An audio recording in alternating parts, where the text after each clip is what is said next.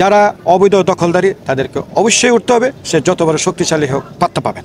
ভবিষ্যতে যেন কেউ এই ধরনের পাগলামি না করে, দুষ্টামি না করে এবং শয়তানি না করে, যদি করে আইন তার নির্ধারিত গতিতে চলবে এবং কঠোর হস্তে তাদেরকে দমন করা হবে। জেলা প্রশাসক মহোদয় মানুষের প্রাণের যে দাবি, সেই দাবিটা উপলব্ধি করতে পেরেছেন এবং জেলা প্রশাসক মহোদয়ের সমস্ত যে কর্মকর্তাবৃন্দরা ওনারাদের সকলের আক্রান্ত প্রচেষ্টায় এবং সহযোগিতায় আমরা যে দুর্বৃত্তায়ন হয়েছে, আধিপত্য বিস্তার যারা করেছে, রাতের অন্ধকারে যারা এই বালিয়াড়ি দখল করেছে তাদেরকে আমরা উচ্ছেদ করতে সক্ষম হয়েছে এই রাতের অন্ধকারের এই দখলদারিত্ব তাদেরকে সরাইতে।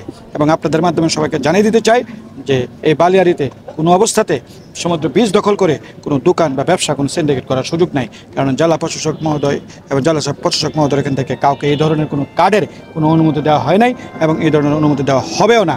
সো এই বিষয়ে আমরা সবাই সোচ্চার। সো ভবিষ্যতে যেন কেউ এই ধরনের পাগলামি না করে, দুষ্টামি না করে এবং শয়তানি না করে, যদি করে আইন তার নির্ধারিত গতিতে চলবে এবং কঠোর হস্তে তাদেরকে দমন করা হবে। আইন সবার জন্য সমান। জেলা প্রশাসক মহোদয় এর কাছে ইনস্ট্রাকশন এসেছেন, উনি অন্যদেরকে ইনস্ট্রাকশন দিয়েছে ডে বাই ডে ক্রনোলজিক্যালি এবং সিস্টেমেটিক ওয়েতে এই বিষয়টাকে নিশ্চিত করা হবে। যারা অবৈধ দখলদারি তাদেরকে অবশ্যই উঠতে হবে, সে যত বড় শক্তিশালী হোক পাত্তা পাবেন।